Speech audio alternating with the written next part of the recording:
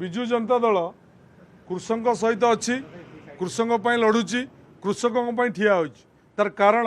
राज्य अर्थनीति रे जो क्षेत्र कृषि क्षेत्र जार योगदान होछि 60% एवं ओडिशा रे जो क्षेत्र में 70 भाग लोक निजुक्ति पाउचंदी सेही भली एक गुरुत्वपूर्ण क्षेत्र पई विजु जनता दल नवीन बाबू नेतृत्व में कृषक मानक पई लड़ाई करुछि। आमे गोटाए कथा कहूँ असत्य नुहे सौदागर तो ही वाक्य तुई रक्षा कर कही 31 टंकार सब धान किणव दियो कही कटनी चटनी बंद कर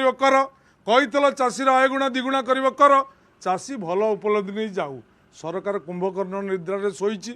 मुख्यमंत्री चाषी कूल को भंडौंट जोगाण मंत्री मिलर एवं सरकार भीतर गोटे मधुचंद्रिका आई चाषीर धान उद्देश्यमूलक भाव उठा जाऊनि एवं चाषी की बाध्य करा जाउची जो कटनी छटनी 5 किलो रु 10 किलो होता चाषी केमती 20 किलो राजी होकर सुरुखुरे देदेव मिलर को से ये हूँ गोटे योजना चली चक्रांत चली से चक्रांत विरुद्ध रे विजु जनता दल गृह को बंद करिछि। आसंता काली राजधानी लड़े हम तापर पल्ली रे लड़े हम।